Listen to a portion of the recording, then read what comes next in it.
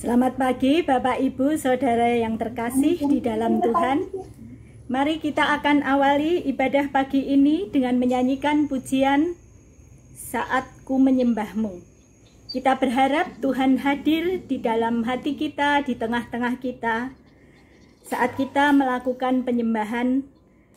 Di dalam firman Tuhan di Mazmur pasal 22 ayat 4 dikatakan, Tuhan akan bersemayam di atas puji-pujian. Mari kita menyembah.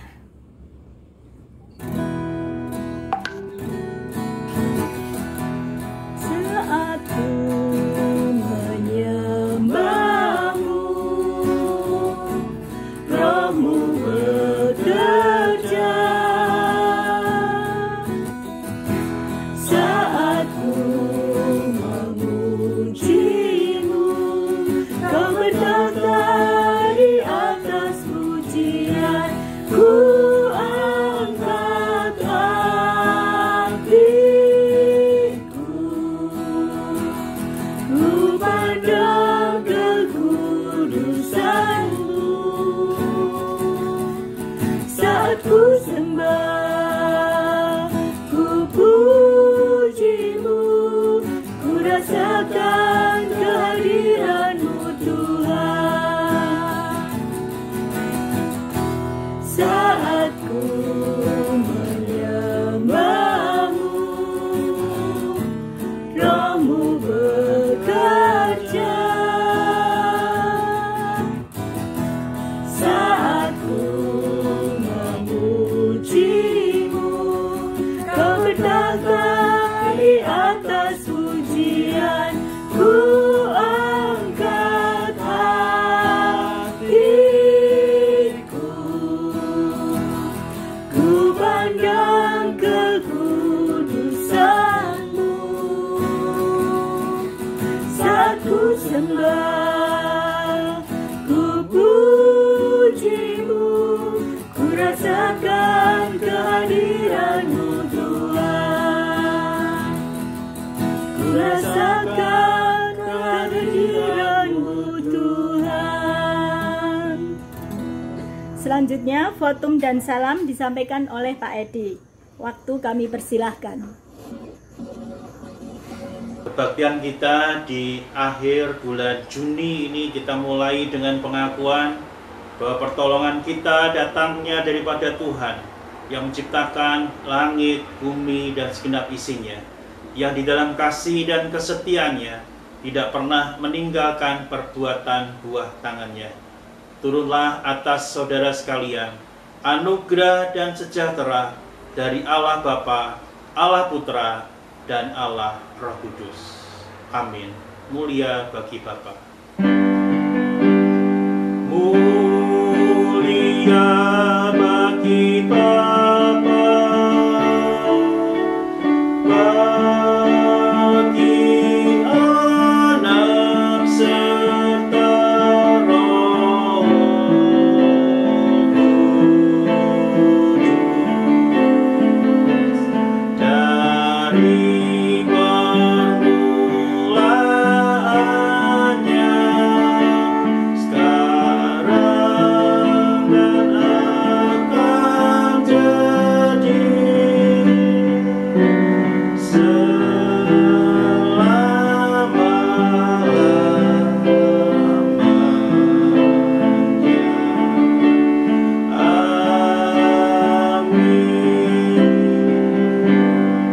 Nas pengantar diambil dari surat 1 Korintus pasal yang ketiga ayat yang ke-11.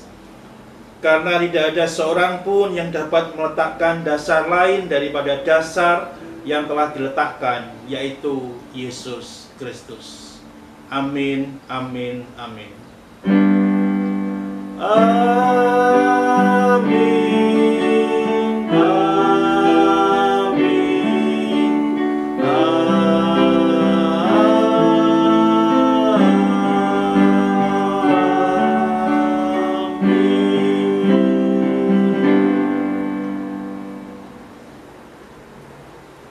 Kita akan mendengarkan warta jemaat yang disampaikan Pak Handi. Kami persilahkan Pak Handi. Selamat pagi jemaat yang dikasihi Tuhan Yesus memberkati. Kami ucapkan selamat ulang tahun kepada jemaat yang berulang tahun minggu ini.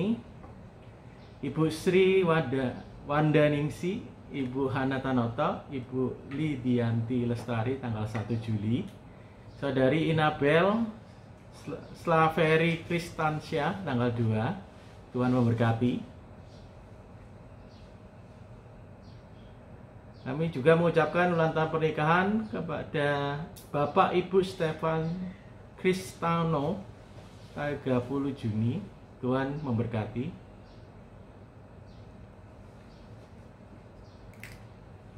Sakramen Perjamuan Kudus pada kebaktian Minggu 5 Juli akan diadakan Sakramen Perjamuan Kudus untuk masing-masing keluarga dapat menyediakan roti dan anggur secara mandiri di rumahnya masing-masing.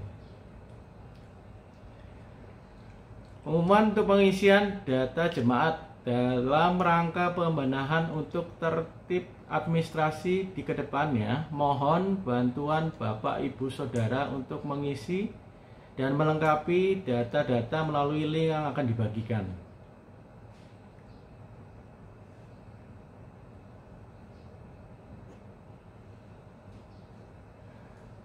Warta Komisi Youth. Komisi Youth akan mengadakan acara KYTB Komunitas Youth Tumbuh Bersama pada hari Rabu 1 Juli jam 19.07 malam. Pembicara Pak Pendeta Edi SS, temanya adalah pergi untuk kembali. Worship leader Saudari Yani, slider Saudari Cevina, mengundang segenap anggota Komisi Youth untuk mengikuti melalui aplikasi Zoom. Warta Komisi Perempuan.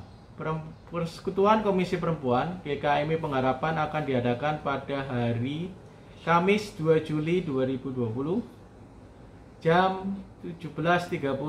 Pembawa firman Ibu Rita, pemimpin pujian Ibu Ati Yunus, mengundang segenap anggota Komisi Perempuan untuk mengikuti persekutuan melalui aplikasi Zoom. Warta Komisi Anak. Ikuti ibadah anak pada jam 11 hari ini. Ibadah anak GKMI Pengharapan bersama Kak Aurel, Ko Yonatan, dan Kak Senja. Ingat ya, jam 11 hari ini. Kegiatan tengah minggu akan diadakan persekutuan doa pagi hari Rabu 1 Juli jam 6:30. Komisi Youth Tumbuh Bersama hari Rabu jam 7 malam. Persekutuan Komisi Perempuan hari Kamis tanggal 2 jam 5:30 sore. Komisi Youth hari Jumat tanggal 3 jam 7 malam, mengundang segenap anggota youth. Dan pembinaan warga jemaat hari Sabtu tanggal 4 Juli jam 10 pagi.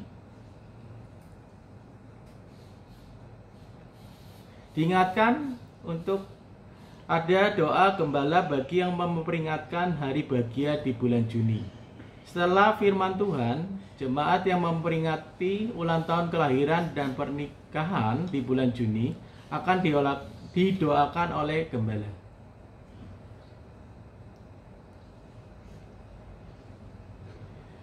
Persembahan. Untuk jemaat yang akan menyampaikan persembahan dapat ditransfer melalui rekening bendahara dengan memberikan keterangan untuk kas gereja, kas diakonia, perpuluhan, angsuran kendaraan, persembahan COVID, ataupun persembahan lainnya. Nomor rekening ada di warta jemaat. Terima kasih Pak Handi. Sebelum kita mendengarkan doa syafaat yang akan disampaikan Bu Hana, kita akan memuji pujian dari PPR 1 nomor 60, Ku Ingin Berbakti.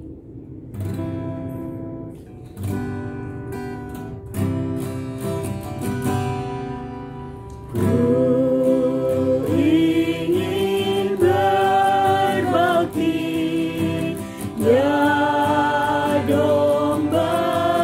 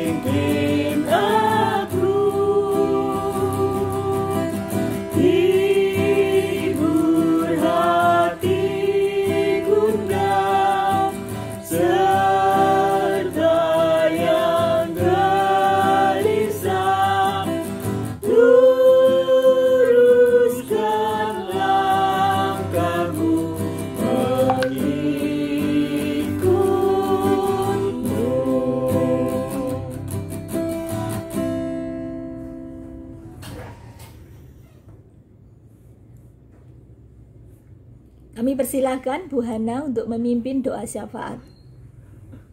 Bapak Ibu yang dikasihi Tuhan, mari kita bersatukan hati kita untuk mendoakan doa-doa syafaat kita.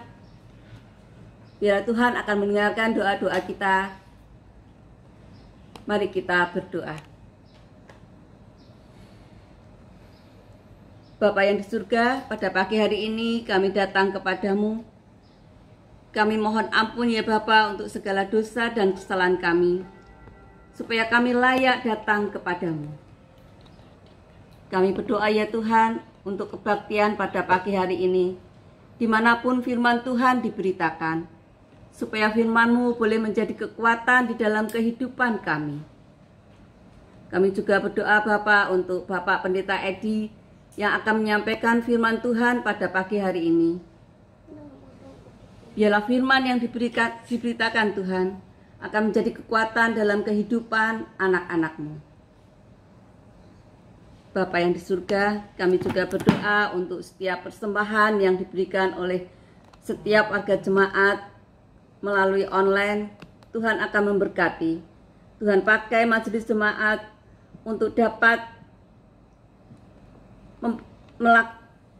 menggunakan persembahan-persembahan ini dengan baik dan semuanya boleh berguna bagi kemuliaan nama-Mu. Bapa yang di surga, kami juga berdoa untuk jemaat-jemaat yang telah lanjut usia dan yang mengalami kelemahan tubuh. Tuhan, kiranya Engkau akan memberkati. Tuhan akan beri kekuatan kepada mereka dan sukacita di dalam kehidupan mereka. Dan biarlah kesetiaan mereka boleh menjadi teladan bagi kehidupan jemaat-jemaat-Mu. Kami juga berdoa Bapa untuk kesehatan jemaat dalam masa pancaroba ini. Kami mohon perlindungan-Mu ya Tuhan supaya semuanya boleh dalam kondisi yang sehat. Juga perlindungan Tuhan supaya setiap jemaat-Mu tidak ada yang terpapar dengan penyebaran virus COVID-19 ini. Bapa yang di surga, kami juga berdoa untuk jemaat, untuk anak-anak-Mu yang masih studi ataupun bekerja di luar kota ataupun di luar negeri. Kiranya Tuhan akan memberkati mereka dengan kesehatan yang baik dan kehidupan iman yang tetap selalu bertumbuh. Kami juga berdoa Tuhan untuk anak-anak kami yang akan melanjutkan studi, untuk VV, untuk Justin, dan juga untuk Timothy. Tuhan akan berkati mereka, Tuhan nyertai mereka, dan biarlah segala keperluannya akan Tuhan cukupkan. Tuhan Yesus, kami juga berdoa untuk kondisi ekonomi jemaat akibat COVID-19 ini.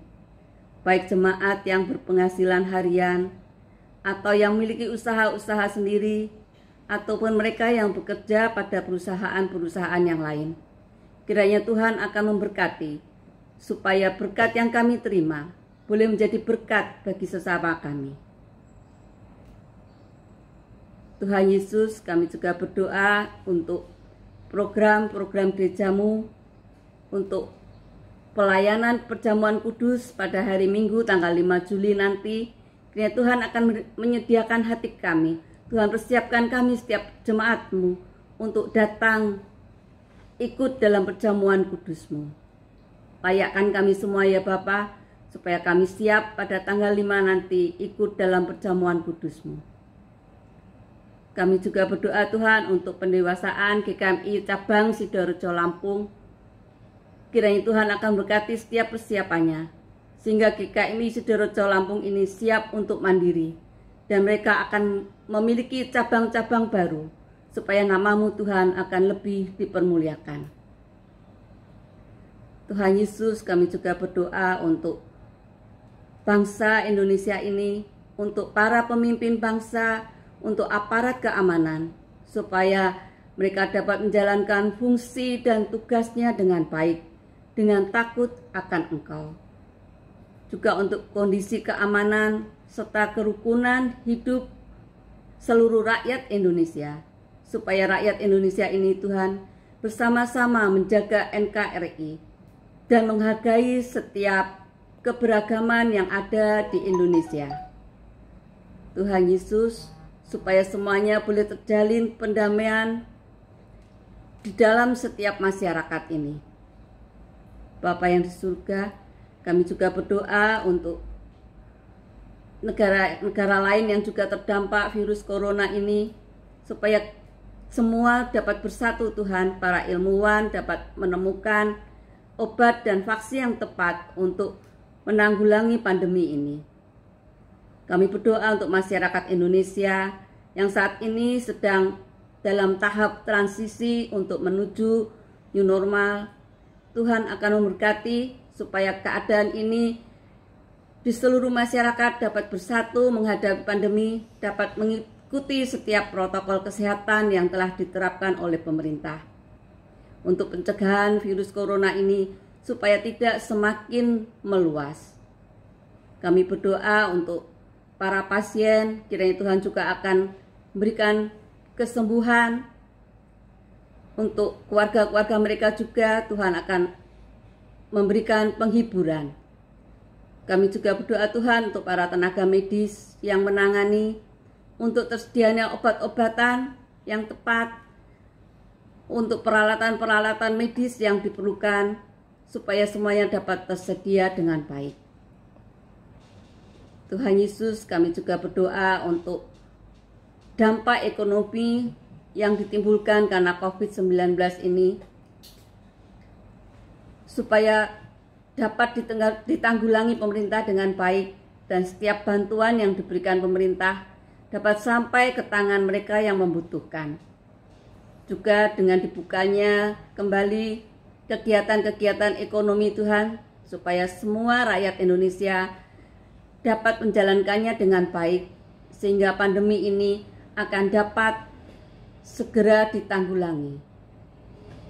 Kami percaya Tuhan Engkau akan mendengarkan doa-doa kami, karena kami mau menyerahkannya ya Bapa, di dalam nama Tuhan Yesus yang mengajar kami berdoa. Bapa kami yang di surga, dikuduskanlah namamu, datanglah kerajaanmu, jadilah kehendakmu di bumi seperti di surga. Berikanlah kami pada hari ini makanan kami yang secukupnya, dan ampunilah kami akan kesalahan kami, seperti kami juga mengampuni orang yang bersalah kepada kami. Dan janganlah membawa kami ke dalam pencobaan, tapi lepaskanlah kami daripada yang jahat. Karena Engkaulah yang mempunyai kerajaan, dan kuasa, dan kemuliaan, sampai selama-lamanya. Amin. Terima kasih Bu Hana. Doa persiapan firman dan pembacaan Alkitab nanti akan disampaikan Ibu Melisa. Sebelumnya kita akan memujikan pujian dari Tuhan Penuhkan dari PPR 2 nomor 197. Tuhan penuhkan dengan firman-Mu, Tuhan penuhkanku dengan firman-Mu. Hidupku sebagai bejana ku bawa ke sungai-Mu, Tuhan penuhkanku dengan firman-Mu. Tuhan penuhkanku dengan firman-Mu, Tuhan penuhkanku dengan firman-Mu.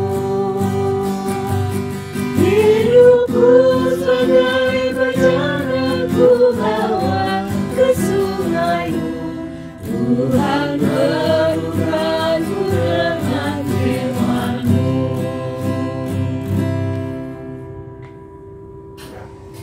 Kami persilakan Ibu Melisa untuk berdoa. Selamat pagi Bapak Ibu Saudara sekalian.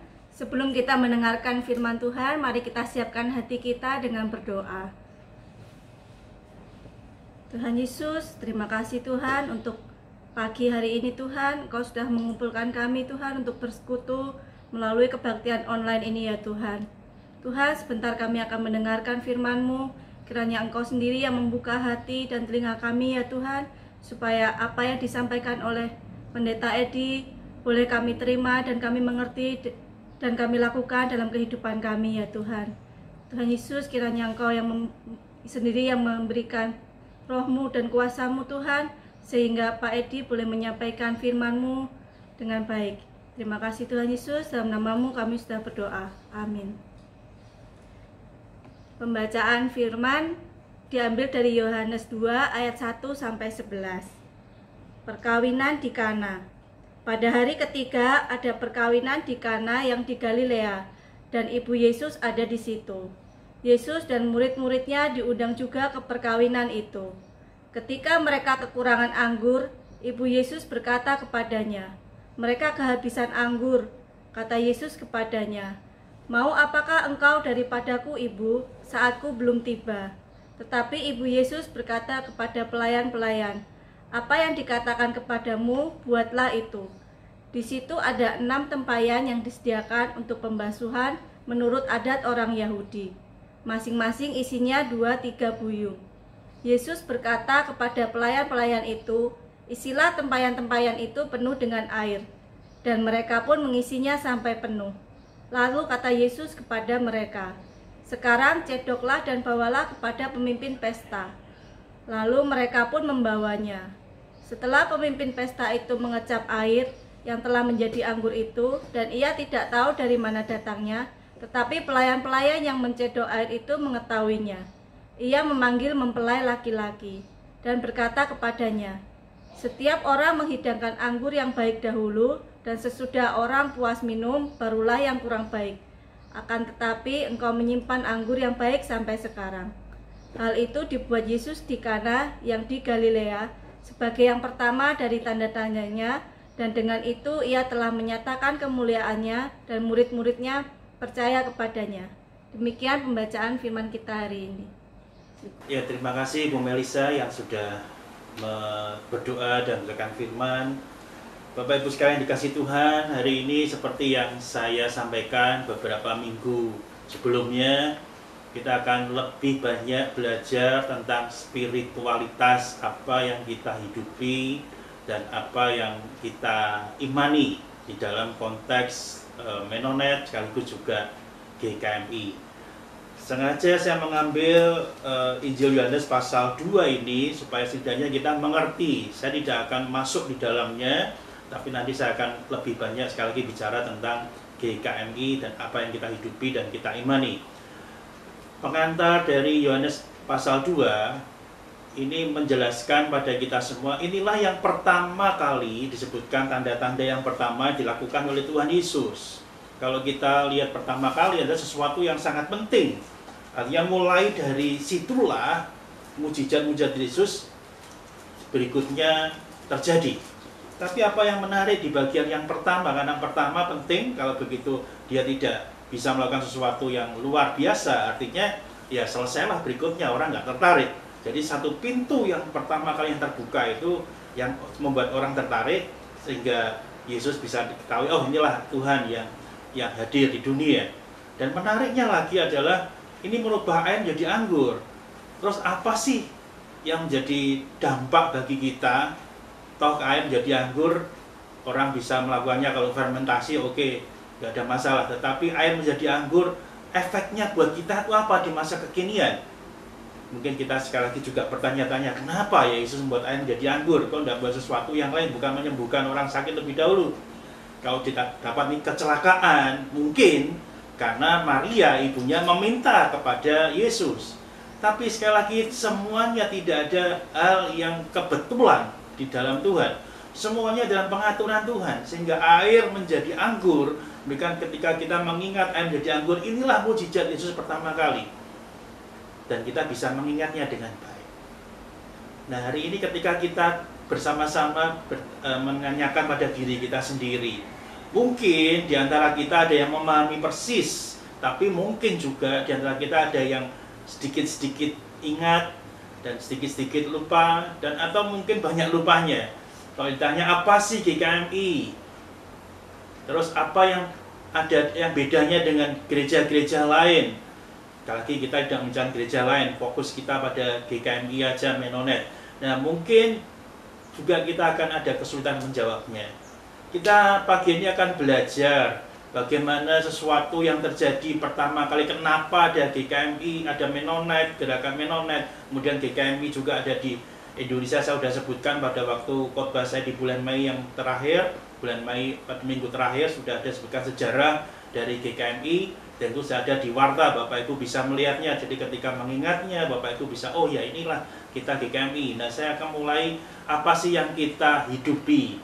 Jadi slide-nya saya buat sengaja, itulah tokoh-tokoh GKMI dunia dan juga yang ada di Indonesia. Kalau Bapak Ibu lihat sebelah kiri, paling kiri itulah Menno Simon. Kemudian sebelahnya Felix Manz. Kemudian yang ketiga itu adalah Dirk Willem. Jadi dia sedang menolong orang. Dan yang paling tengah adalah Tessim Tak, itu adalah tokoh GKMI di Indonesia. Kemudian sebelahnya lagi Konrad Grebel yang merah itu ya. Kemudian yang kuning, dua terakhir itu adalah Hans Denk. Bapak Ibu kalau tiap minggu membaca kami bersaksi bahwa tidak ada sungguh-sungguh mengenal Kristus yang mengikutinya setiap hari dalam kehidupan, itulah yang menciptakan dia, Hans Denk. Kemudian yang paling terakhir adalah Jos Blorok. Dimulai dari gerakan-gerakan dari Jos Blorok dan teman-teman inilah ada gerakan Anabaptis. Nah, kita akan coba belajar bersama-sama apa sejarahnya secara pintas dan kemudian apa yang kita hidupi supaya kita mengerti kenapa kita melakukan ini dan kita tidak melakukan ini. Oke, kita akan bersama-sama belajar. Mari Bapak Ibu sekalian, ketika kita melihat dan kita kan pastinya kita merasakan kita berbeda dengan gereja yang lain. Dan memang kita berbeda. Kalau sama tentunya gerejanya nama semua. Dalam sejarah di Indonesia dulu memang namanya Gereja Kristen Indonesia semua. Tetapi berikutnya kita bisa diberi kebebasan, makanya ada GKMI, ada gereja-gereja yang lain yang nggak saya sebut, tapi begitu banyak gereja yang di Indonesia. Juga sama dengan pergerakan di dunia. Gerakan Menonet disebut sebagai Anabaptis, yaitu baptis kembali. Gerakannya adalah anak tiri gerakan reformasi. Jadi katakan sebetulnya sama-sama reformasi. Jadi kalau saya mengatakan arus besar itu dimulai dari Martin Luther dan kemudian di Jerman 31 Oktober 1517 itu disebut dengan hari reformasi di kalangan arus besar, yaitu reformasi oleh Martin Luther. Kemudian teruskan Calvin di Belanda dan juga ada Zwingli di Uri. Jadi Bapak Ibu nggak usah mengingat, waduh seperti apa, tapi setidaknya tahu. Jadi mulai dari Martin Luther, kemudian ada John Calvin, kemudian ada Ulrich Zwingli di Zurich, Swiss gitu ya. Nah, kita mulainya dari Zwingli, jadi mulai dari pergerakan di situ. Ini termasuk arus besar reformasi.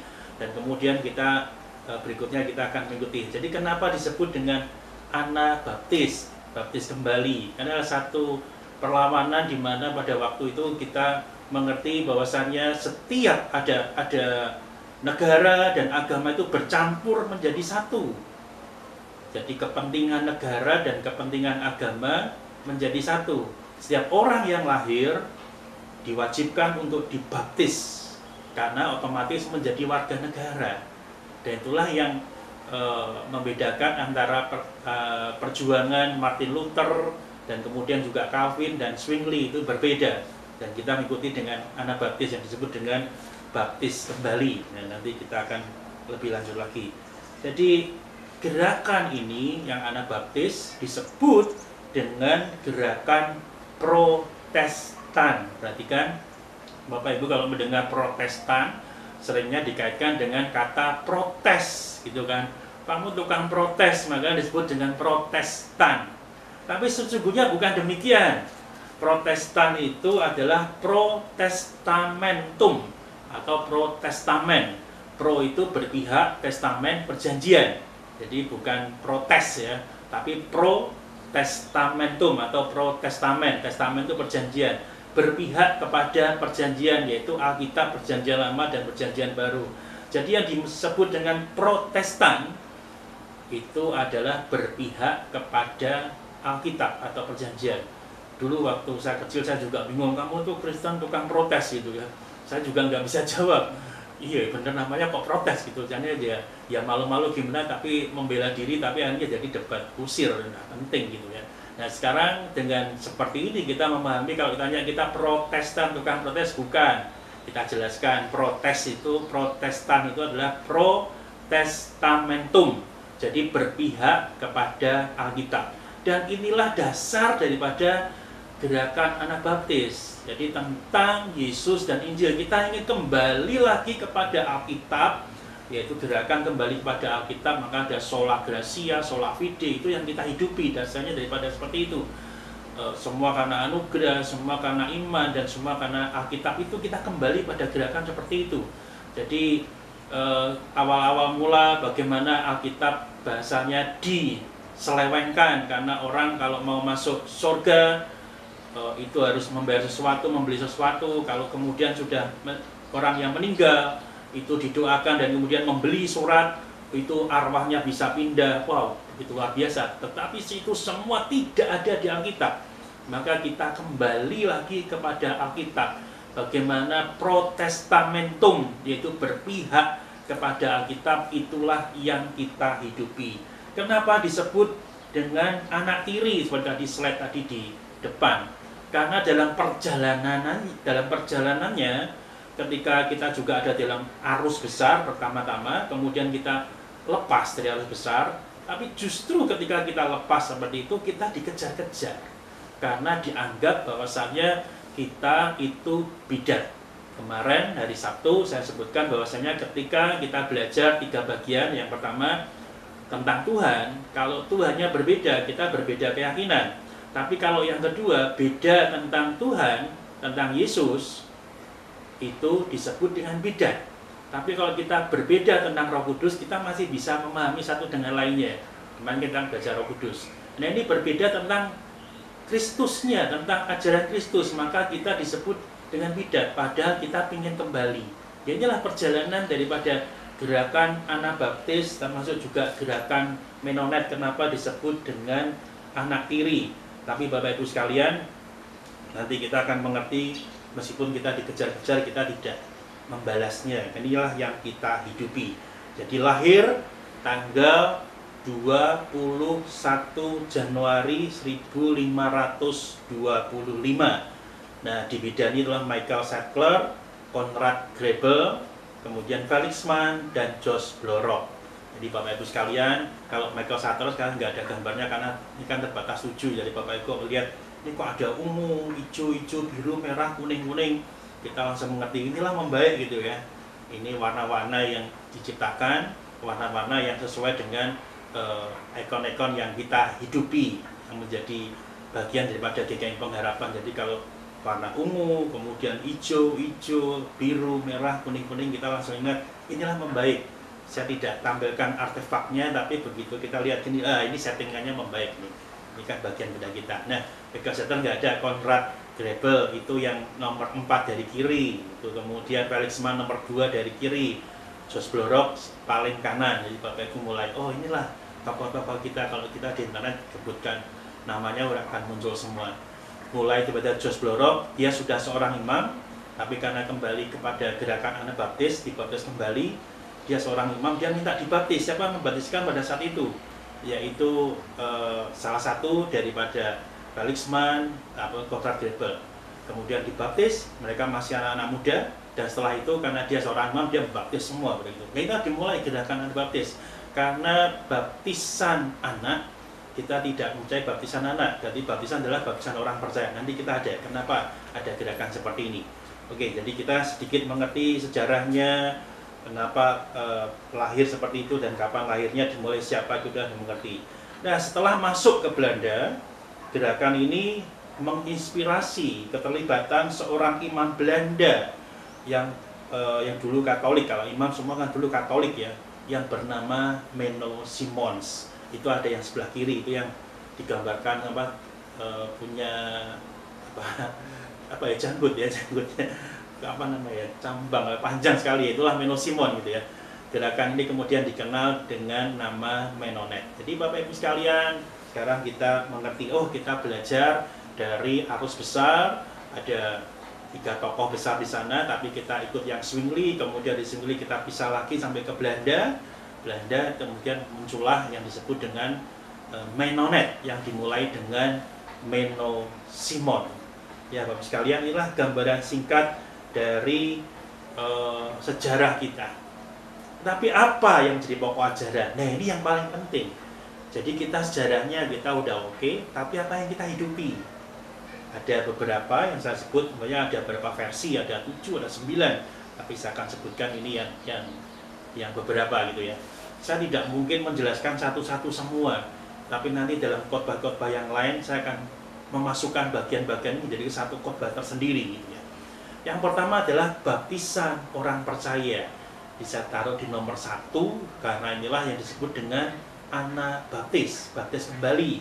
Baptis kembali bukan berarti saya sudah dibaptis, baptis kembali bukan, tetapi pengesahannya pada waktu itu karena dibaptis anak dianggap tidak sah. Kenapa dasarnya? Markus 16 ayat 16. Mari kita lihat Alkitab kita.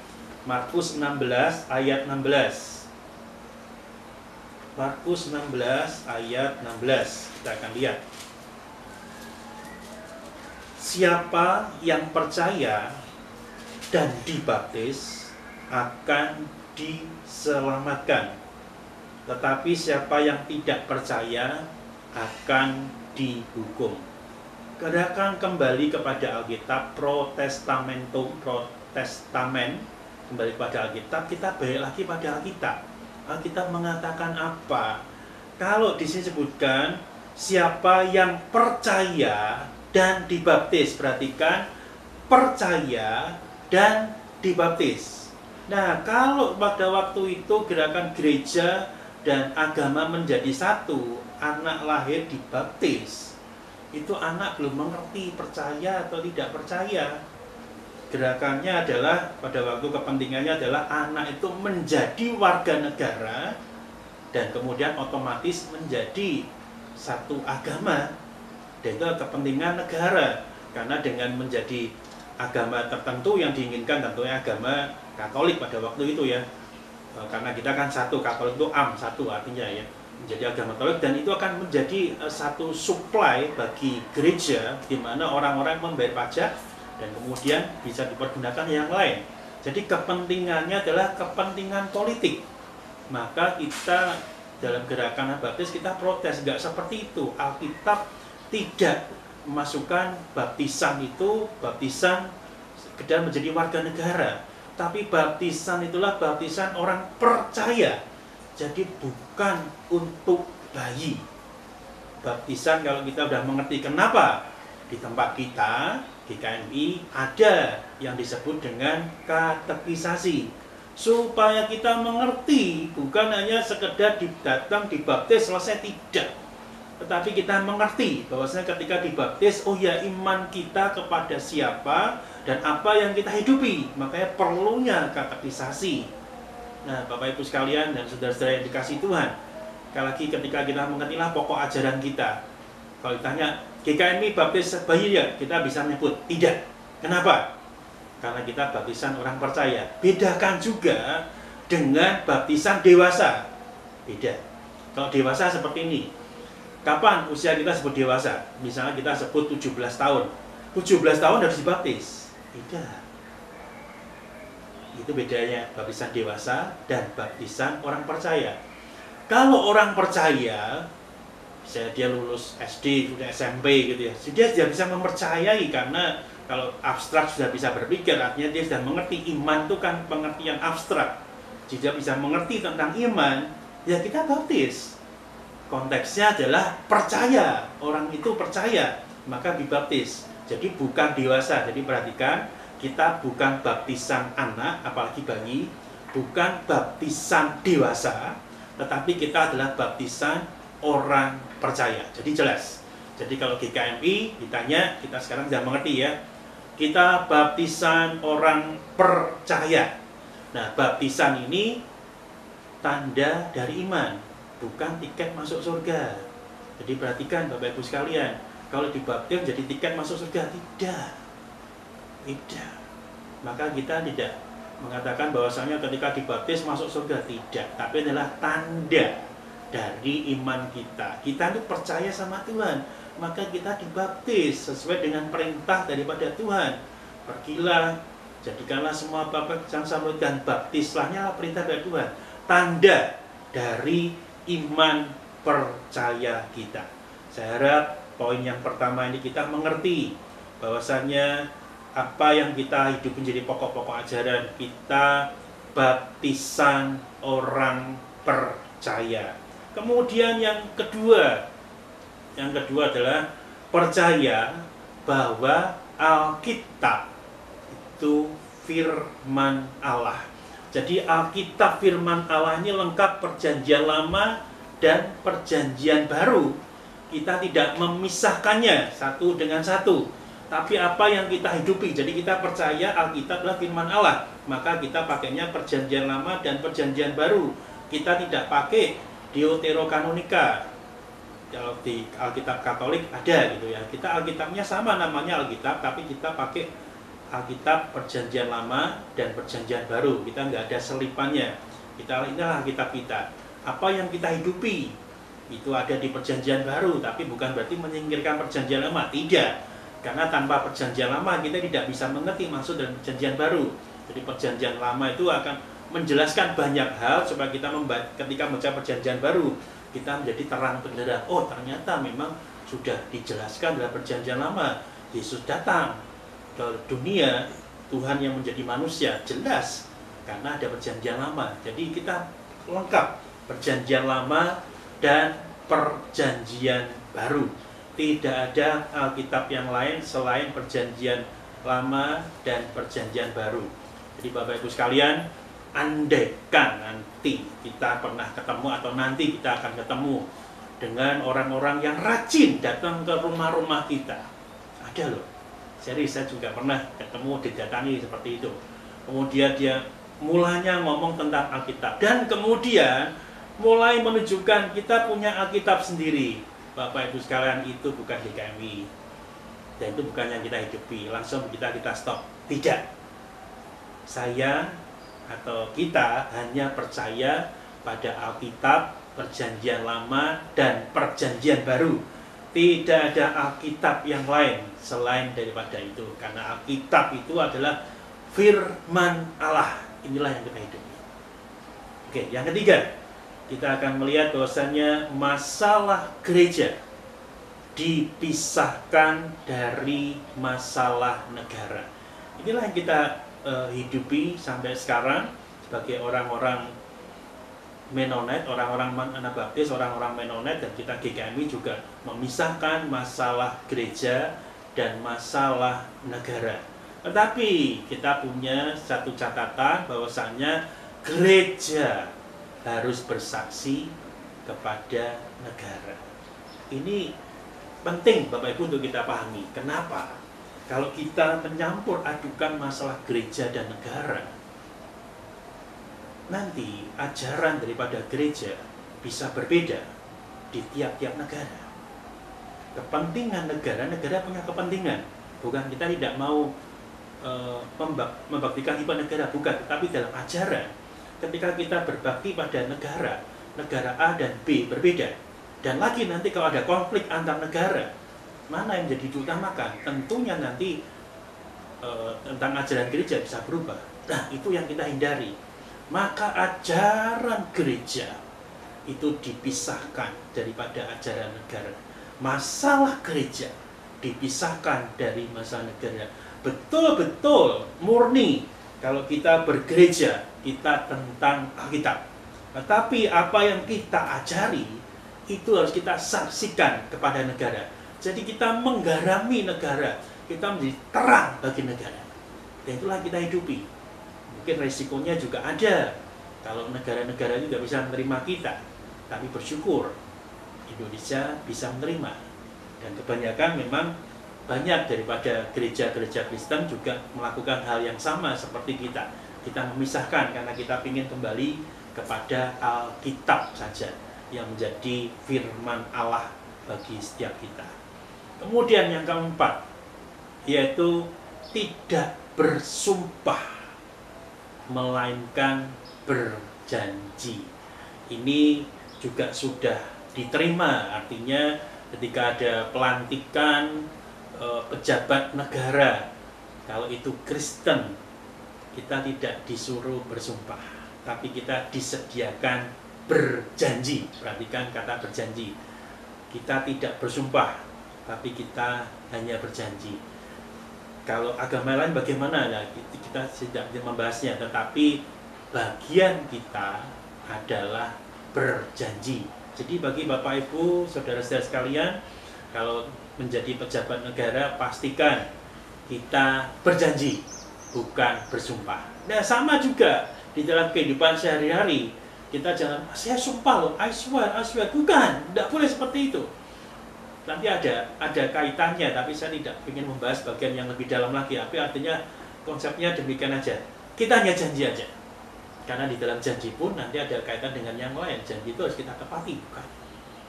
Dan janji berhadapan Tuhan itu, Tuhan pun juga tidak pernah bersumpah pada kita, melainkan Tuhan berjanji. Maka nanti disebut dengan perjanjian. Nah, Bapak Ibu sekalian, ingat bahwasanya jangan kita masuk ke dalam sumpah, tetapi kita berjanji. Karena dalam janji itu konsekuensinya juga tinggi.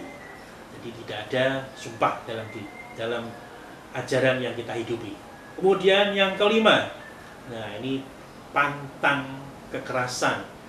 Jadi aktif non-violence. Trick Willems itu yang tadi Bapak Ibu lihat, yang warna hijau yang kedua, jadi 3 dari kiri itu gambarnya kan memang ini kan sepotong. Jadi kita ambil yang tegak lurus. Jadi itulah Trick Willem.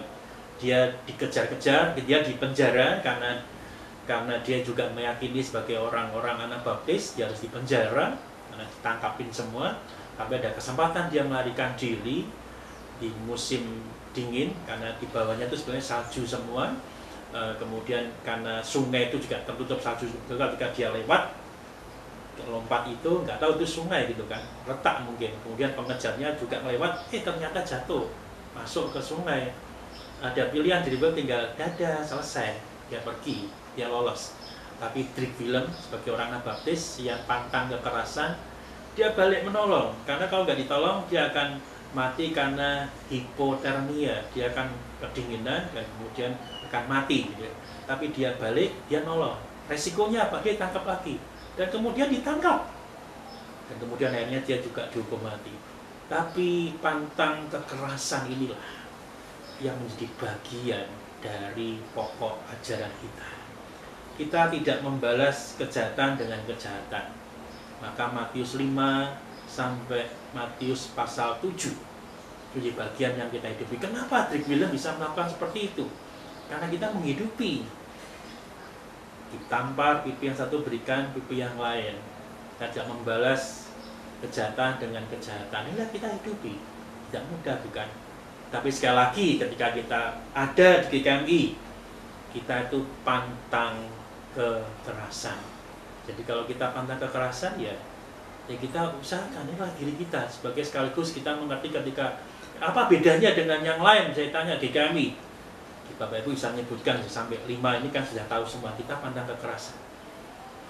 Maka salah satu yang menjadi resikonya adalah salah satu dari yang kita hidupi, GKMI atau orang-orang Mennonite dan juga orang Anabaptis itu tidak disarankan menjadi tentara yang berperang di depan. Bukan kita tidak mau membela negara, tidak. Tapi kita pantang kekerasan ketika menjadi tentara dan kemudian membunuh orang. Itu kekerasan. Kita tidak di sana. Jadi bagaimana jalan keluarnya kalau kita ingin jadi tentara? Ya di bagian kalau kita perang, kita milih bagian yang di bagian dapur umum atau bagian kesehatan. Yang kita justru pekerjaannya menolong orang lain. Bukan kita yang bagian membunuh orang. Kita sekali lagi pantang kekerasan. Ada satu film yang bagus tentang tentara yang yang nggak mau membunuh juga, ada, itu bagus. Itu saya pikir cocok dengan apa menjadi kehidupan kita gitu ya, apa menjadi pokok-pokok ajaran kita. Kita pantang kekerasan sekalian. Jadi kalau sekarang musimnya orang bicara KDRT, seharusnya bukan orang GKM yang melakukannya, karena kita menghidupi pantang kekerasan. Berikutnya yang keenam, kita akan melihat bahwasannya kita dalam pokok ajaran kita adalah kemuridan. Itulah Hans Denk. Dia masih muda sekali, hanya umur 27 tahun. Itu gambar yang keenam atau nomor 2 dari kanan. Masih muda sekali. No one may truly know Christ except one who follow him in life. Jadi tidak ada seorang yang sungguh-sungguh mengenal Kristus kecuali ia yang mengikutinya setiap hari dalam kehidupan. Inilah yang dihidupi oleh Hans Denk. Artinya adalah ketika kita belajar bagaimana kita menghidupi kehidupan Kristus adalah ya kita sungguh-sungguh mengenal Dia melalui mengikutinya Dia setiap hari dalam kehidupan. Ada satu rutinitas atau satu gerakan kita tiap-tiap hari mengikutinya setiap hari dalam kehidupan. Jadi katakan setiap hari ada disiplin mengikuti Tuhan tiap hari. Dan inilah kemuridan. Jadi bukan hanya tiap minggu aja kita baik. Kadang minggu pun kita berjuang baik, waduh ternyata minggu pun juga susah.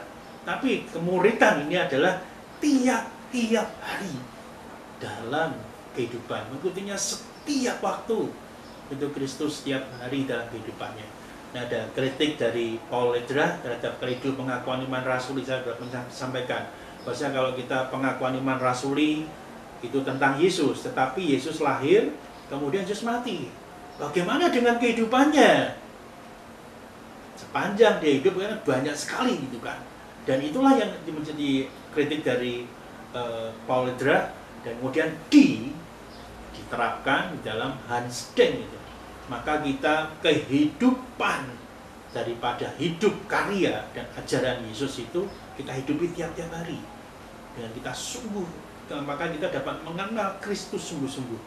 Jadi kenapa kita memakai komitmen kemuridan ini di dalam ibadah kita? Karena selalu kita diingatkan, inilah bagian ajaran kita tentang kemuridan. Bagaimana kita seharusnya ada disiplin mengikutinya, mengikuti Yesus bagi hidup, karya, dan ajaran Yesus tiap-tiap hari dalam kehidupan kita. Yang tentunya tidak mudah. Tapi mari kita bisa belajar. Jadi GKMI kalau katakan seperti ini adalah yang keren bagi setiap kita. Keren, saya suka dengan kata keren gitu ya. Karena tiap-tiap hari kita menghidupi Kristus. Jadi apa bedanya dengan gereja yang lain? Nah, sekarang Bapak Ibu bisa menjawab bukan? Kita menghidupi ajaran hidup dan karya Yesus tiap-tiap hari. Wow, jawabannya kembali pada gereja bukan? Pada kitab kita, sesuatu yang luar biasa. Dan kemudian yang ketujuh, yaitu disiplin gereja. Nah, kita punya aturan dalam tata gereja, ada disiplin gereja. Tapi tidak mudah langsung ada sedikit disiplin gereja, tidak seperti itu. Jadi disiplin gereja di sini tekanannya adalah bukan penghakiman, perhatikan, bukan penghakiman, tetapi untuk menjaga kemurnian. Tapi sekarang dalam posisi yang sekarang dan mungkin beberapa waktu yang lampau dan mungkin ya kalau kita salah memahami, ketika kena disiplin gereja, gereja sedang menghukum. Memang ada unsurnya, betul, tidak harus kita tidak memungkirinya. Tetapi bukan penghakimannya yang diutamakan. Yang diutamakan adalah menjaga kemurnian ajaran dan kemurnian hidup kita. Ada yang kena disiplin gereja? Ada. Bahkan saya juga pernah mengalami gitu ya, ketika orang secara sadar diri mereka minta saya disiplin gereja, minta ke gereja didisiplin malah. Ini kan lucu juga gitu ya. Jadi gereja tidak mau disiplin, bukan berpikir tentang disiplin, malah orang ini datang, saya mau didisiplin gereja. Ya kemudian dijelaskan dulu kenapa prosedurnya. Nah, kemudian kita jelaskan disiplin gereja ini menjaga kemurnian, bukan penghakiman. Gereja adalah komunitas rohani dalam 1 Korintus 14. Jadi Bapak Ibu sekalian, kita bukan komunitas jalan-jalan, kita bukan komunitas makan-makan, kita bukan komunitas sama-sama yang hobi yang sama, kita komunitas senang-senang, tidak. Tetapi gereja adalah komunitas rohani. Jadi ketika kita berbicara tentang ini komunitas rohani, jadi menjaga kemurnian dan disebutkan dalam disiplin gereja, kita akan memahami konteksnya adalah komunitas rohani, bukan yang lain. Oke, ini bagian yang ke-8. Jadi ada versi 7, versi 9, ini saya sebutkan yang 9 versi. Perjamuan kudus. Ini bahasanya agak susah, tapi nanti kita penjelasan yang mudah. Anamnesis, bukan transubstansialisasi. Ya, transubstansialisasi, saya ngomong aja susah ya. Jadi kita adalah peringatan akan pengorbanan Kristus sekali untuk selamanya. Perhatikan Bapak sekalian, peringatan akan pengorbanan Kristus sekali untuk selamanya. Bedanya seperti apa? Ketika kita makan roti, kita bukan makan tubuh Kristus. Ketika kita minum cawan, kita bukan minum darah Yesus. Nanti dikira kita kanibal, makan tubuh, minum darah. Tidak. Tapi ada ajaran yang mengatakan demikian. Sekali lagi, kita tidak sedang membahas yang seperti itu. Kita akan fokus pada pokok ajaran kita. Ini adalah peringatan. Jadi kita memperingati akan pengorbanan Kristus yang sekali yang untuk selamanya di kayu salib itu. Jadi kita sedang memperingati pengorbanan Kristus, bukan roti yang melambangkan. Kalau kita melambangkan, bukan roti sebagai tubuh Kristus, tidak. Ataupun cawan yang anggur itu adalah darah Yesus, bukan. Semuanya lambang. Kita kembali diingatkan akan pengorbanan Kristus yang mati di kayu salib sekali selamanya. Jadi pemecahan roti dan minum cawan bukan soal individu yang beres datang, tapi sekali lagi soal komunitas. Persekutuan makan dari mereka satu di dalam Kristus, ada 1 Korintus 10:17. Jadi Bapak Ibu sekalian, kalau kita mau perjamuan kudus, ini bukan soal individu kita datang pada Tuhan aja, tapi adalah komunitas. Maka ada perjamuan kudus itu di gereja, karena bukan soal individu aja. Saya beres datang, tidak. Tapi bagaimana kita datang kepada Tuhan dalam komunitas. Kita mengingat akan pengorbanan Kristus yang sekali untuk selamanya itu di dalam perjamuan kudus. Jadi sekali lagi kita diingatkan Bapak Ibu sekalian, ketika kita melakukan perjamuan kudus, konteksnya adalah komunitas. Kita sama di hadapan Tuhan dan kita sedang mengingat hal yang sama di dalam Tuhan. Yang ke-9, yang terakhir dengan pokok ajaran, yaitu pembasuhan kaki. Nah, pada awal terbentuknya gerakan baptis belum dilakukan. Abad 16 digagas oleh Pilgrim Marpeck tahun 1556, jadi itu abad 16 ya, ditetapkan sebagai ketetapan gerejawi, lambang dari perendahan hati dan pemurnian yang berlanjut. Nah, ketika kita sadar bahwasanya itu sebagai ketetapan gerejawi, kita juga menghidupi bahwasanya 3 hal yang dilakukan dan diperintahkan Tuhan Yesus. Salah satunya adalah pembasuhan kaki, dan ini disebut, kalau 2 hal yang sudah kita lakukan maka disebut sakramen, yaitu baptisan. Yesus dibaptis dan memerintahkan dibaptis. Yesus melakukan perjamuan kudus dan juga memerintahkan perjamuan kudus. Nah, yang ketiga, Yesus juga melakukan pembasuhan kaki dan juga memerintahkan pada kita. Ini sedang kita godok di dalam tataran GKMI. Nanti kalau sudah jadi sakramen, kita akan punya 3 sakramen. Jadi kalau kita punya sekarang sakramen berapa? 2, baptisan dan juga perjamuan kudus. 2 ya, belum 3, 2. Nanti kalau jadi 3 ya mungkin satu, pasti satunya ini, pembasuhan kaki. Nah, gereja-gereja sering lupa dengan pembasuhan kaki. Ya, kita kemarin juga terkendala karena kita ada di rumah, ya kan, sudah mempersiapkan. Kalau kita di gereja, saya akan melakukan pembasuhan kaki. Momennya kan itu malam hari sebelum Yesus ditangkap, gitu ya. Jadi biasanya di Kamis kita melakukan pembasuhan kaki. Nah, Bapak Ibu sekalian, sekali lagi inilah pokok-pokok ajaran kita. Ada 9 pokok ajaran, dari yang 7, tapi sekali lagi saya sebutkan yang lengkap ya, yang dari 1 sampai 9 ini. Sekarang kita mengerti kita di GKMI itu apa, pokok ajarannya, sekarang kita bisa menjawabnya dan ini kita hidupi. Sekali lagi Bapak Ibu bisa minta slide-nya, saya akan bagikan slide-nya. Setelah khotbah bisa akan bagian slide-nya, Bapak Ibu bisa lihat, oh GKMI seperti apa, kita sekarang bisa menghidupinya.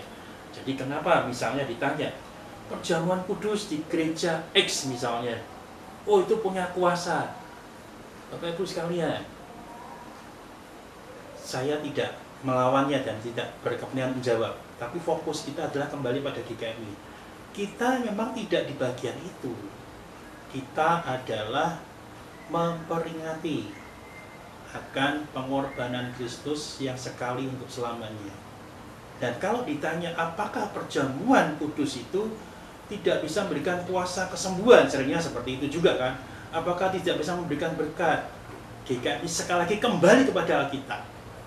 Berkat, baik itu kesembuhan, baik itu berkat jasmani yang lain atau berkat-berkat pekerjaan, semuanya itu daripada Tuhan. Tanpa perjamuan kudus pun kita bisa sembuh.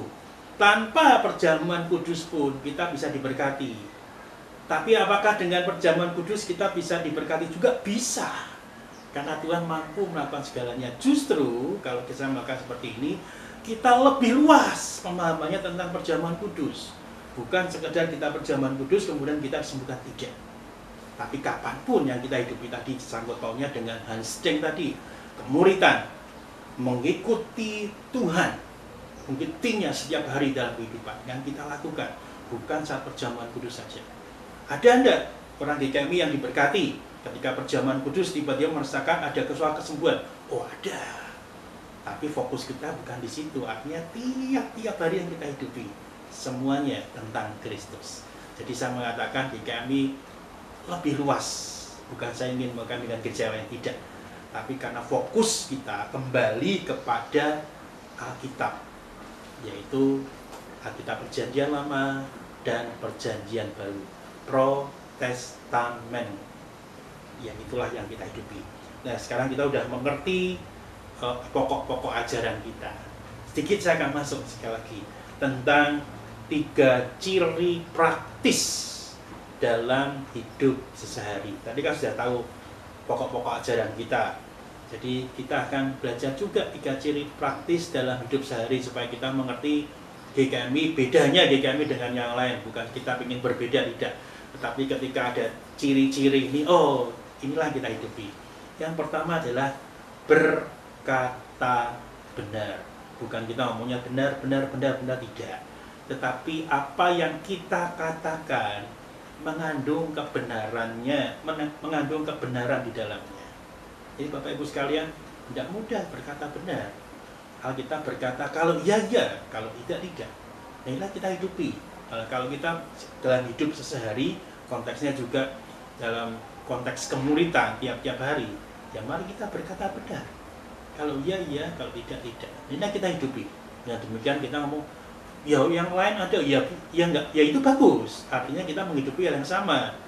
Tapi kalau kita di kami, kita ditekankan praktis hidup kita, ciri praktisnya berkata benar. Kemudian yang kedua, yaitu kita berbagi dalam hal ekonomi. Ini ciri praktis sekalian.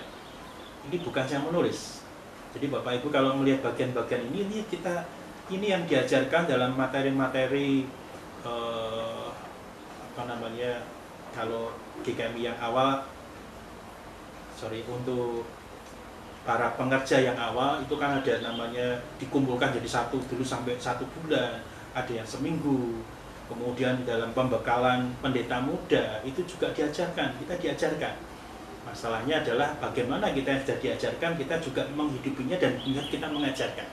Nah hari ini saya senang saya bisa mengajarkan apa yang saya dapatkan, hidupi, dan kemudian saya ajarkan. Berbagi dalam hal ekonomi, 1 Yohanes 3, 16-18, saya nggak perlu bacakan gitu ya. Penekanannya pada jangan menutup pintu hati.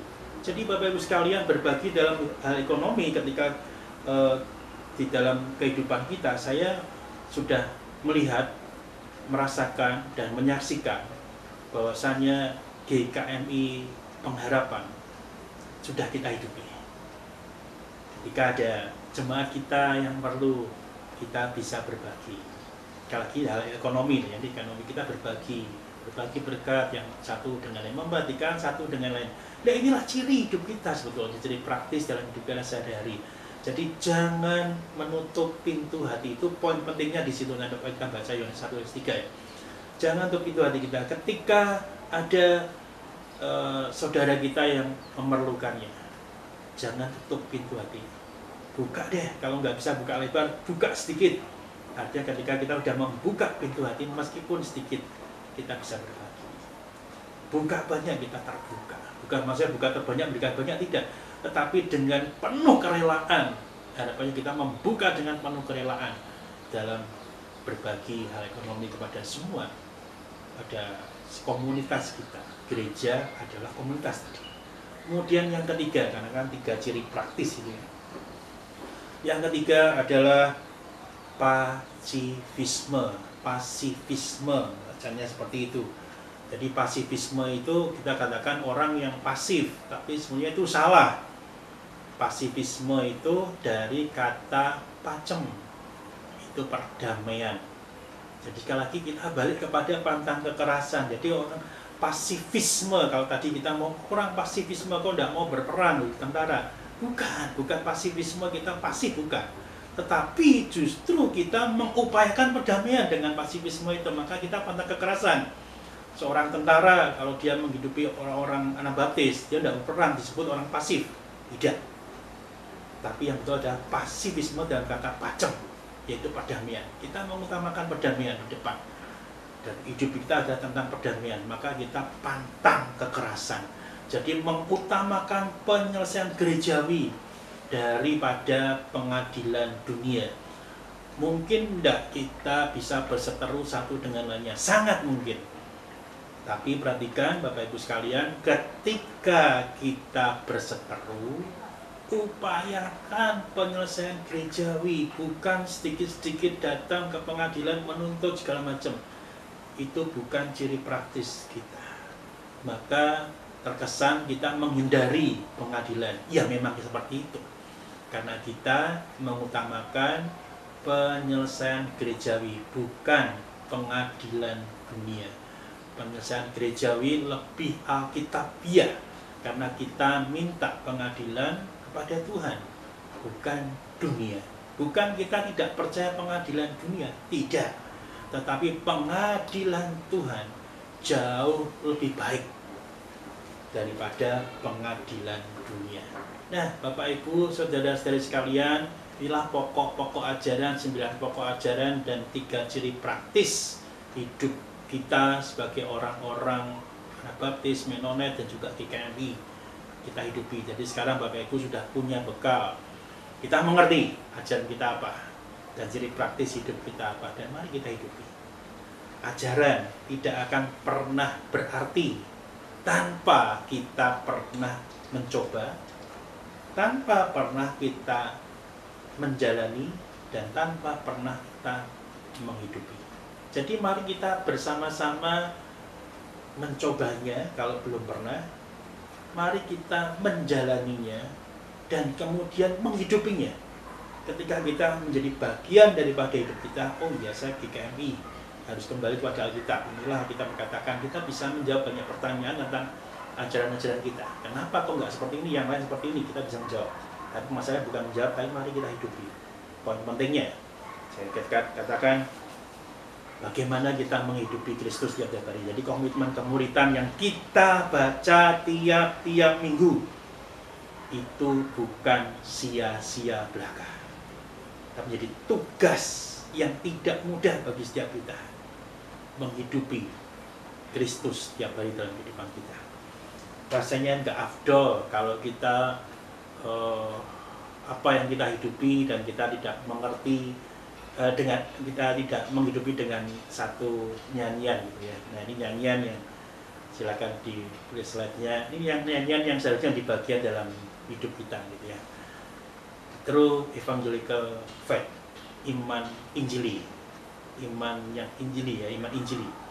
Lagunya iman injili yang murni takkan tidur, yang telanjang diberi sandang, yang susah dihiburkan, yang lapar diberi makan, orang asing ditampungnya.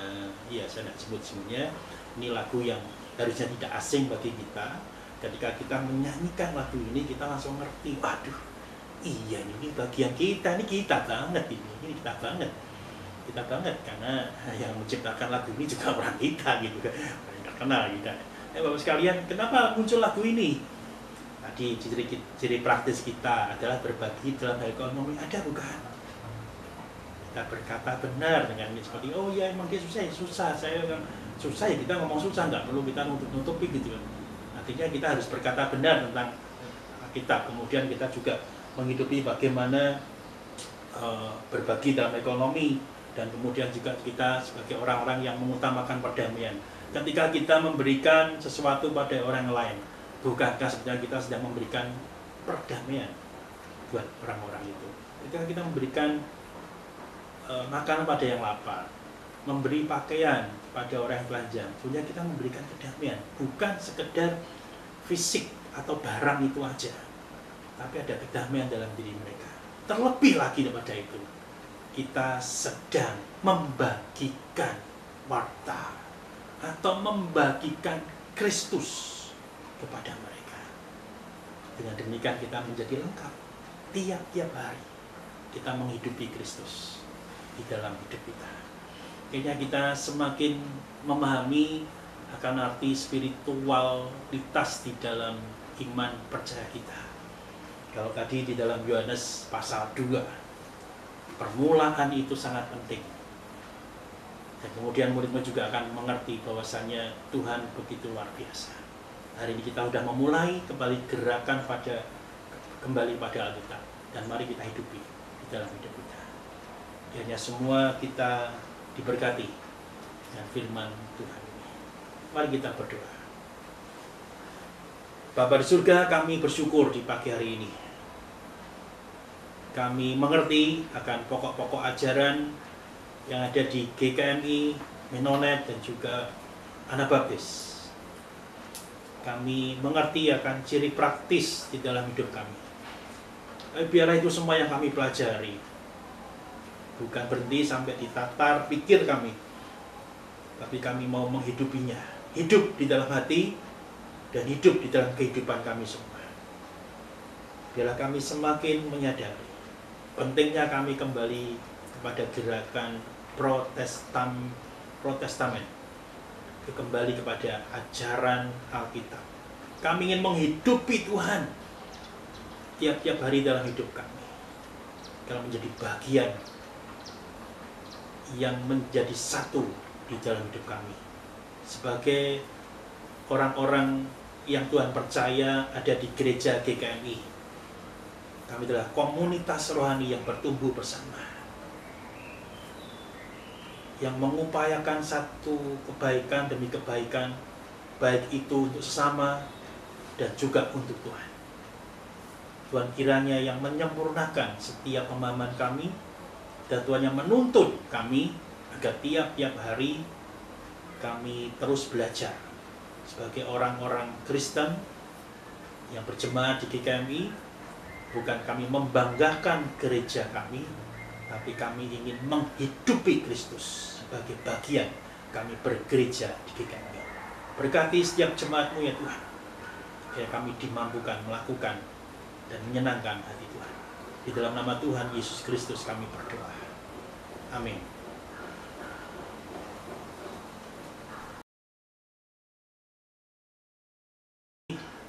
Tiap-tiap bulan kita mendoakan Bapak, Ibu, Saudara-saudara sekalian yang berulang tahun hari lahir dan berulang tahun pernikahan. Nah, pada bulan Juni ini ada 12 orang yang berulang tahun hari lahir dan 8 pasangan yang berulang tahun pernikahan. Di awal saya akan mendoakan orang yang berulang tahun hari lahir, Saya akan membacakan namanya. Nanti Bapak Ibu saudara-saudari di rumah dengan sikap doa saya akan mendoakan Bapak Ibu semua. Yang pertama adalah Ibu Ruth Yulianti, tanggal 5 Juni. Kemudian Ibu Erna Davis Manurung, tanggal 7. Kemudian Bapak Edwin Purwowinardi, tanggal 9. Dan kemudian tanggal 10 ada beberapa orang, Bapak Edwin Purwantoro, kemudian Saudari Aurelia Putra Sri Probiantono, kemudian Saudara Adria Putra Sri Probiantono, kemudian Ananda Jennifer Samantha Sudiro. Kemudian berikutnya tanggal 15 yaitu Saudara Justin Nathaniel Tristano. Kemudian tanggal 17 Ananda Sherin Kristabel Dadi. Kemudian tanggal 18 Ananda Devon Sastra Dolok Saribu. Kemudian tanggal 22 Saudari Cevina Junita Kencana. Tanggal 25 3 hari yang lalu ya, Bapak Triyono. Silahkan Bapak Ibu saudara-saudari yang di rumah, dengan sikap doa saya akan mendoakan berkat bagi Bapak Ibu semua. Bapa di surga, kami bersyukur untuk pertambahan usia dari saudara-saudara kami semua yang berulang tahun di bulan Juni ini.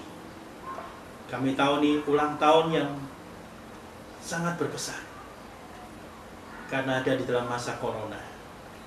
Bahkan ini mungkin yang pertama kali dan mungkin satu-satunya ketika kami berulang tahun dan didoakan di rumah dan beribadah di rumah masing-masing.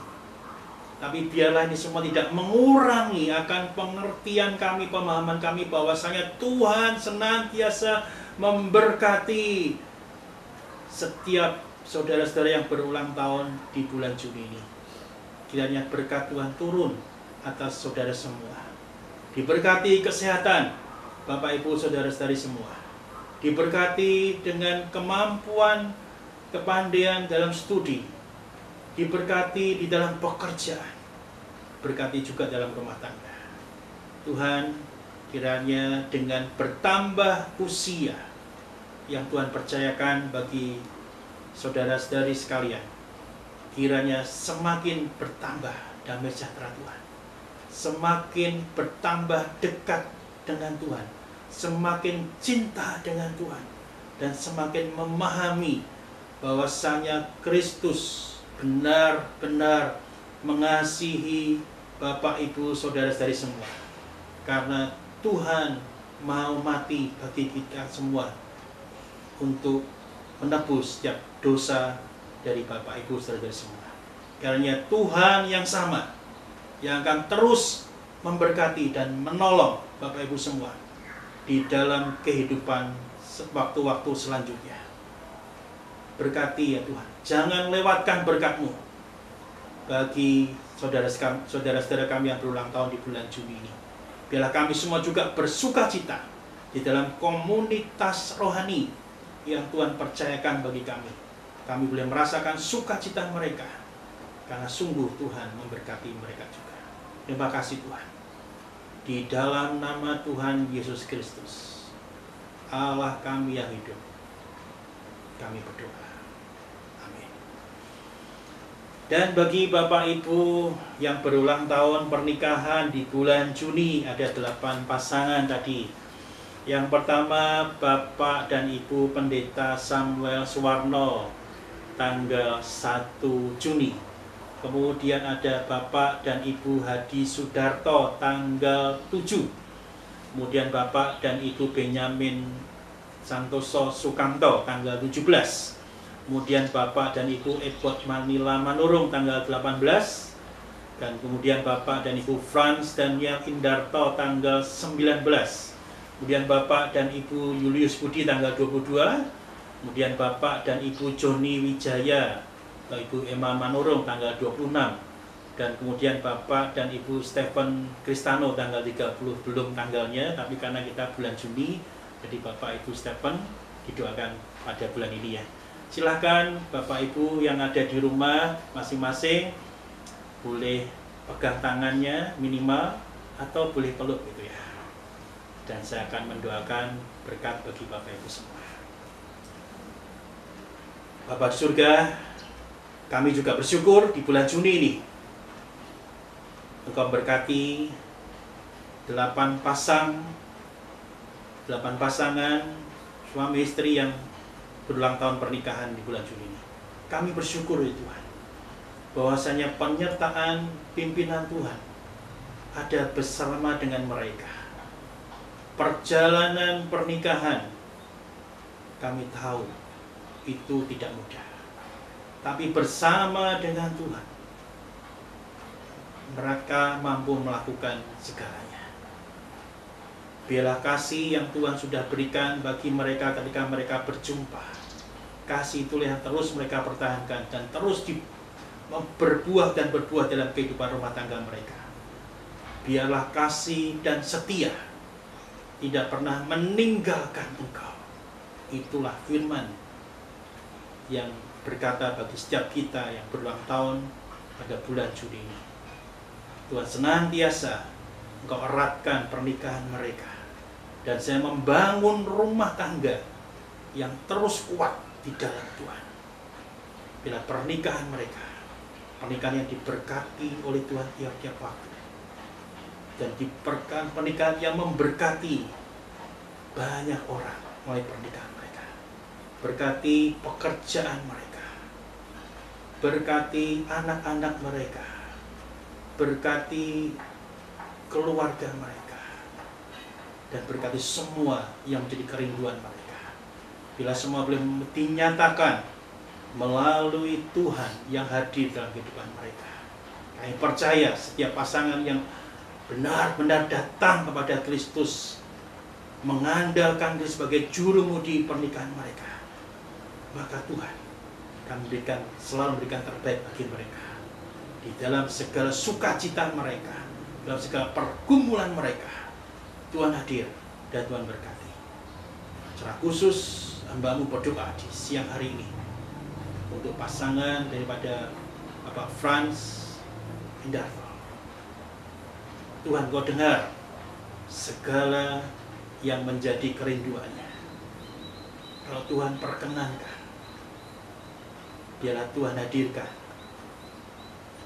anak bagi mereka. Ya, sekian lama mereka berdoa kepada Tuhan. Di siang hari ini kami bersama-sama berdoa Tuhan dalam berkat pernikahan ini. Kiranya Tuhan mendengar dan menjawab doa daripada Bapak Franz dan Ibu Lala. Terima kasih ya Tuhan. Kami percaya setiap doa yang kami naikkan, Tuhan mendengar dan Tuhan menjawab dalam waktu Tuhan. Berkati ke-8 pasangan yang berbahagia di bulan Juni ini. Di dalam nama Tuhan Yesus Kristus, Allah yang jadi sumber kasih kami berdoa. Amin.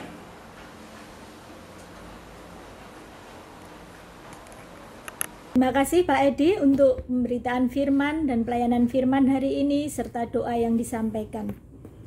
Selanjutnya, sebelum kita mengakhiri ibadah, kita akan memujikan pujian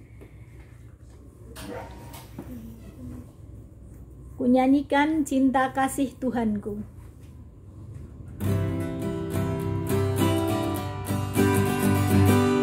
Kunyanyikan cinta kasih Tuhanku selamanya, selamanya. Kunyanyikan cinta kasih Tuhanku selamanya, kunyanyikan selamanya. Mulutku menyanyikan kasih setiamu, mulutku menyanyikan kasih setiamu selamanya. Kunyanyikan cinta kasih Tuhanku selamanya, selamanya. Kunyanyikan cinta kasih Tuhanku selamanya, kunyanyikan selamanya. Komitmen kemuridan akan dipimpin oleh Pak Edi serta doa berkat. Sebagai jemaat Kristen yang ingin meneladani Kristus, mari kita mengikrarkan komitmen kemuridan. Kami bersaksi bahwa tidak seorang pun dapat sungguh-sungguh mengenal Kristus kecuali ia yang mengikutinya setiap hari dalam kehidupan. Dan sebagai bagian dari gereja yang am, padahal bersama-sama dengan gereja-gereja di sepanjang segala abad dan tempat, kita mengikrarkan pengakuan iman rasuli. Aku percaya kepada Allah, Bapa yang Maha Kuasa, Khalik langit dan bumi, dan kepada Yesus Kristus, anaknya yang tunggal Tuhan kita, yang dikandung daripada Roh Kudus, lahir dari anak darah Maria, yang menderita sengsara di bawah pemerintahan Pontius Pilatus, disalibkan, mati dan dikuburkan, turun ke alam maut, pada hari yang ketiga bangkit pula dari antara orang mati, naik ke surga, duduk di sebelah kanan Allah, Bapa yang Maha Kuasa, dan dari sana ia akan datang kembali untuk menghakimi orang yang hidup dan yang mati. Aku percaya kepada Roh Kudus, gereja yang kudus dan am, persekutuan orang kudus, pengampunan dosa, kebangkitan orang mati, dan hidup yang kekal. Amin. Jemaat yang dikasihi dan mengasihi Tuhan, arahkanlah hatimu pada Tuhan, dan terimalah berkat yang datangnya daripada Tuhan. Tuhan memberkati engkau dan melindungi engkau. Tuhan menyinari engkau dengan wajah-Nya dan memberi engkau kasih karunia. Tuhan menghadapkan wajah-Nya kepadamu dan memberi engkau damai sejahtera. Amin. Kepada Allah dipuji-Nya. Kepada Allah beri puji semua makhluk di bumi, padanya ku beri pujian. Bapa, Anak, dan Roh Suci. Amin.